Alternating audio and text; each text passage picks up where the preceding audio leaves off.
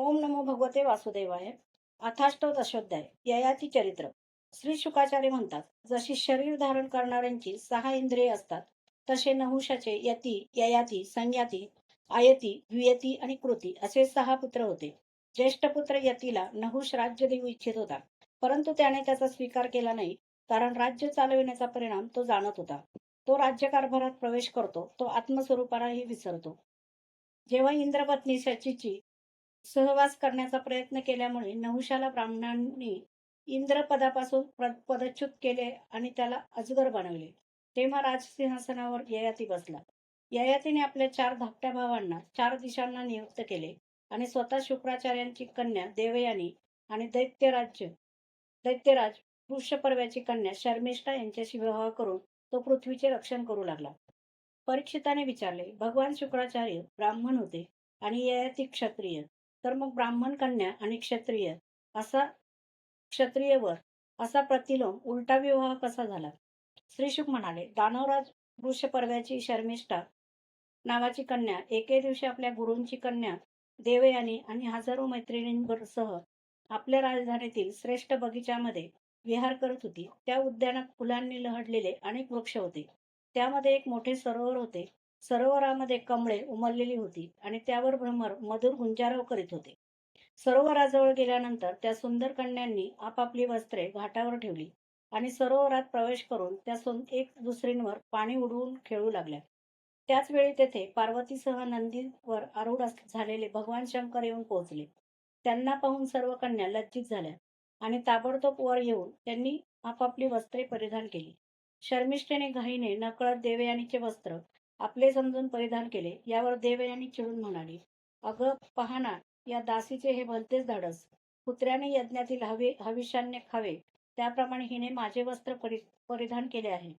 ज्या ब्राह्मणांनी आपल्या तपोबलाने ही सृष्टी निर्माण केली, जे परमपुरुष परमात्म्याचे मुख आहेत, जे आपल्या हृदयामध्ये नेहमी ज्योतिर्मय परमात्म्याला धारण करतात आणि ज्यांनी लोकांना कल्याणाचा मार्ग दाखविला, लोकपाल, देवराज आणि लक्ष्मी देवींचे आश्रय, परमपावन, विश्वात्मा भगवान सुद्धा ज्यांच्या चरणांना वंदन करून त्यांची सेवा करतात, त्या ब्राह्मणांपेक्षा श्रेष्ठ असे आम्ही भृगुवंशी, त्याच हिचा पिता वृषपर्वा आमचा शिष्य. असे असतानाही क्षुद्राने वेद पठण करावे, त्याप्रमाणे हिने माझी वस्त्रे परिधान केली. जेव्हा देवयानी अशा प्रकारे अद्वा तद्वा बोलू लागली, तेव्हा शर्मिष्ठा क्रोधाने डिवचलेल्या नागिनीप्रमाणे निश्वास टाकी दात ओठ खात तिला म्हणाली, हे भिकारणी, स्वतःला न ओळखता तू किती बडबड करतेस? कावळ्या कुत्र्याप्रमाणे तू आमच्या घराकडे आषाढभूतपणे पाहत नाहीस काय? शर्मिष्ठेने अशा प्रकारे अतिशय कडवट शब्दांनी गुरुकन्या देवयानीला फटकारले आणि रागाने तिच्या अंगावरील वस्त्र हिसकावून घेऊन तिला विहिरीत ढकलून दिले. शर्मिष्ठा घरी निघून गेल्यानंतर शिकार करीत योगायोगाने राजा ययाती तेथे येऊन पोहोचला. त्याला तहान लागल्यामुळे तो विहिरीजवळ आला असता विहिरीत पडलेल्या देवयानीला त्याने पाहिले. त्यावेळी तिच्या अंगावर वस्त्र नव्हते, म्हणून त्याने आपला शेला तिला दिला आणि दयाळू अंतःकरणाने आपल्या हाताने तिचा हात पकडून तिला वर काढले. अत्यंत प्रेमळ शब्दात देवयानी वीर ययातीला म्हणाली, हे वीर शिरोमणे राजन, आज आपण माझा हात धरला, आता आपण माझा हात धरला आहे म्हणून दुसऱ्या कोणीही तो धरू नये. हे वीरश्रेष्ठा, विहिरीत पडल्या कारणाने मला जे अचानकपणे आपले दर्शन झाले, तो ईश्वराने ठरवलेला संबंध होय, असे समजले पाहिजे. यामध्ये मनुष्य प्रयत्न नाही. हे वीरश्रेष्ठा, मी यापूर्वी बृहस्पतीचा पुत्र कच याला शाप दिला होता, म्हणून त्याने सुद्धा मला शाप दिला होता की ब्राह्मण माझे पाणी ग्रहण करणार नाही. हा संबंध शास्त्रविरुद्ध असल्याने ययातीला मान्य नव्हता, परंतु प्रारब्धानेच आपल्याला ही भेट दिली असून आपले मन सुद्धा हिच्याकडे ओढ घेत आहे, असे पाहून ययातीने तिचे म्हणणे मान्य केले. वीरराजा ययाती जेव्हा निघून गेला, तेव्हा देवयानी रडत पित्याकडे गेली आणि शर्मिष्ठा जे काही म्हणाली आणि जे तिने केले ते सर्व तिने त्यांना सांगितले. ते ऐकून भगवान शुक्राचार्याचे सुद्धा मन उद्विग्न झाले. ते पौराहित्याची निंदा करू लागले. त्यांनी असा विचार केला की यापेक्षा कबुतराप्रमाणे धान्य वेचून खाणे सुद्धा चांगले, म्हणून ते कन्या देवयानीला बरोबर घेऊन नगराच्या बाहेर पडले. वृषपर्व्याला हे जेव्हा समजले, तेव्हा गुरु शत्रूला जाऊन मिळू नये म्हणून त्यांना प्रसन्न करण्यासाठी त्याने रस्त्यातच त्यांच्या चरणांवर लोटांगण घातले. भगवान शुक्राचार्यांचा क्रोध तात्कालिक होता. ते वृषपर्वाला म्हणाले, राजन, मी देवयानीला सोडू शकत नाही, म्हणून तिची जी इच्छा असेल ती तू पुरी कर. ठीक आहे, असे वृषपर्वाने म्हटल्यावर देवयानीने आपले मनोगत सांगितले. ती म्हणाली, वडील मला जेथे देतील आणि मी जेथे जेथे जाईल तेथे शर्मिष्ठा आपल्या सख्यांसह माझ्या सेवेसाठी येऊ दे. आपल्या परिवारावर आलेले संकट आणि त्यांच्या कार्याचे महत्त्व पाहून शर्मिष्ठेने देवयानीचे म्हणणे मान्य केले आणि 1000 संख्यांसह ती दासीप्रमाणे तिची सेवा करू लागली. शुक्राचार्यांनी देवयानीचा विवाह ययातीबरोबर लावून दिला आणि शर्मिष्ठेची दासी म्हणून देऊन त्याला सांगितले की राजन, हिला तुझ्या शय्येवर कधीही घेऊ नकोस. परीक्षिता, थोड्याच दिवसानंतर देवयानी पुत्रवती झाली. हे पाहून एक दिवस शर्मिष्ठेने सुद्धा आपल्या ऋतुकाळात देवयानीच्या पतीकडे एकांतात सहवासाची विनंती केली. शर्मिष्ठेने पुत्रासाठी केलेली प्रार्थना धर्माशी सुसंगत आहे हे पाहून शुक्राचार्यांचे वचन लक्षात असूनही धर्मज्ञ ययातीने प्रारब्धावर भरोसा ठेवला.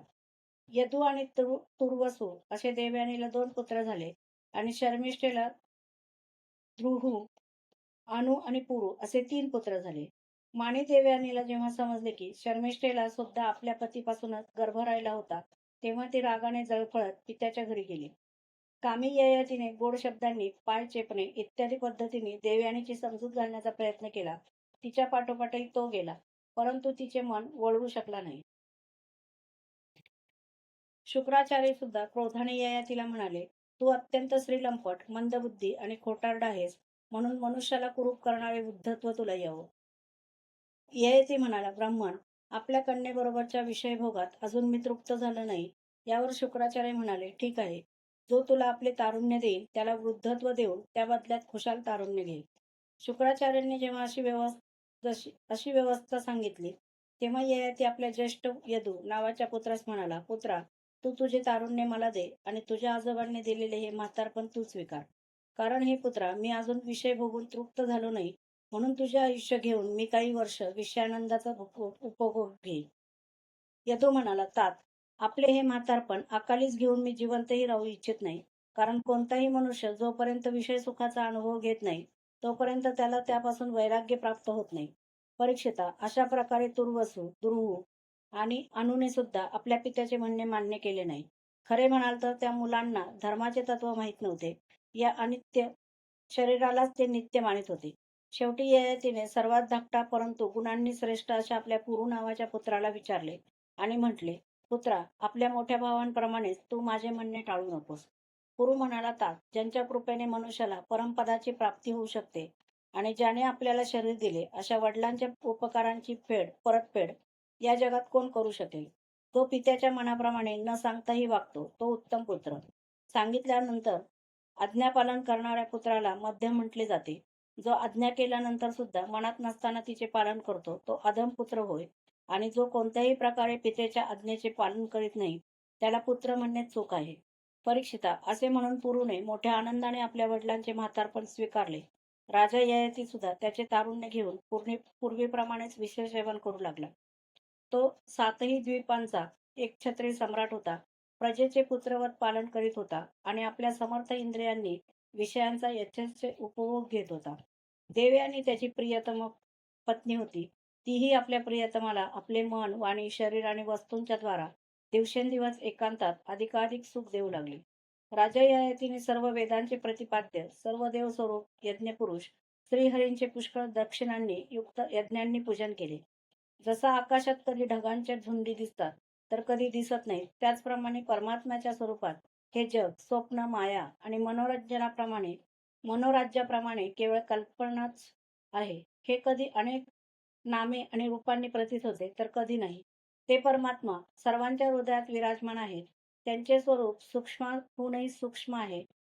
त्या सर्व शक्तिमान, सर्वव्यापी भगवान श्री नारायणांना आपल्या हृदयात स्थापन करून ययातीने निष्काम भावाने त्यांचे पूजन केले. अशा प्रकारे हजारो वर्ष त्याने आपल्या उच्चंगल इंद्रियांच्या मनाच्या अधीन करून त्याचे प्रिय विषय उपभोगले. परंतु एवढ्याने सुद्धा चक्रवर्ती सम्राट ययाची भोगांच्या बाबतीत तृप्ती होऊ शकली नाही. अध्याय 18 समाप्त.